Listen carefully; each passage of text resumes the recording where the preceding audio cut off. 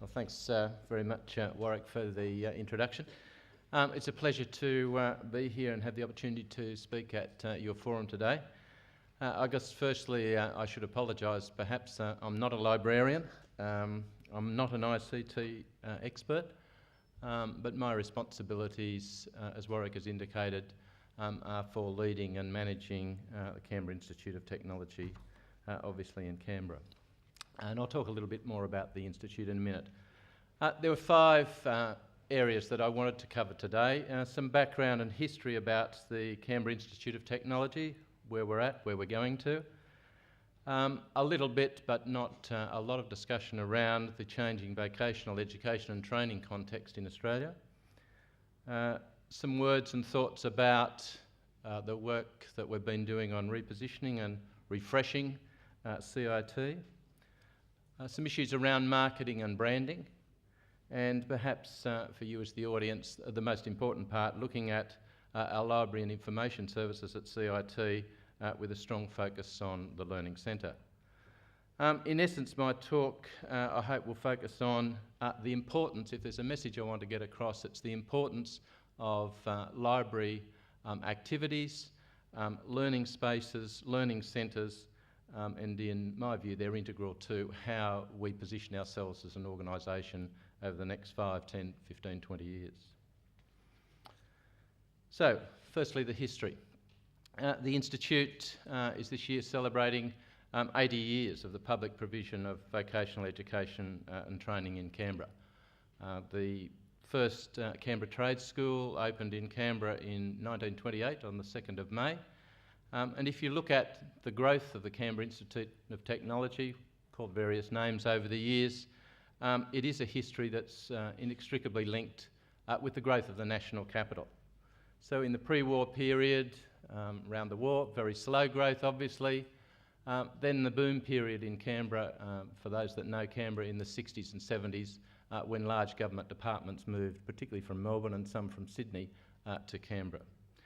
Through to today's mature and relatively cosmopolitan city.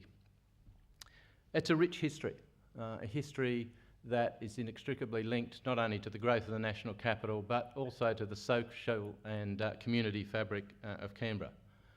Often in speeches of this type, in audiences in Canberra, I always ask how many people haven't taught at CIT, studied at CIT, had a friend there, been to a function there or whatever, and there'd be very few in a Canberra audience that haven't been touched in some way by the Institute. We've got a rich social contribution with adult migrant English language programs. In more recent years, programs targeted specifically at refugees. Last year we established a new CIT vocational college, and we're also catering to over 1,000 international students from some 70 countries. Looking at CIT now, it probably isn't well known, but the Institute of Technology is the largest tertiary institution in Canberra.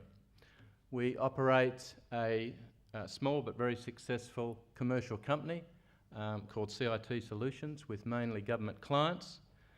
We provide over 80% of the publicly funded VET activity in the ACT. We've been very successful nationally in awards and assessment by our peers.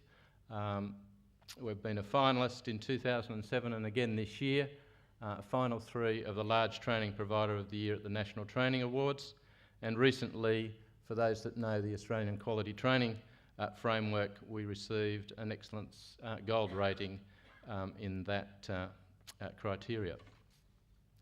We operate off 6 campuses dispersed throughout Canberra, and I'll just quickly go through some of the other characteristics. We've got over 30,000 student enrolments. Interestingly, and it's been a pattern that's increased over time, most of our student population study part-time, 80-odd%. Most are already in the workforce. We provide apprenticeship training, training to a variety of skilled graduates, obviously, run over 400 different courses and programs. Trades, apprenticeships, paraprofessional and professional level courses across some 18 industry groupings. One feature, and it's perhaps because of the nature of the Canberra workforce, is that we have proportionately a large number of our students are in certificate 4 diploma, advanced diploma, grad certificates, and we also offer some of our own degrees. And we'd have more students proportionally in those higher level courses than any other TAFE in the country. Secondly, the vocational education training context. I don't think there's been a period, certainly over the last 20 or 30 years, where there's been so many balls in the air with regard to what's happening in the tertiary education and training sector. One of the references that COAG, the Council of Australian Governments, is currently looking at is the whole agreement between Commonwealth states and territories with regard to the provision of vocational education and training. In terms of publicly funded vocational education and training, they're delivered by state and territory jurisdictions, partially funded by the Commonwealth and partially funded by the territories or states.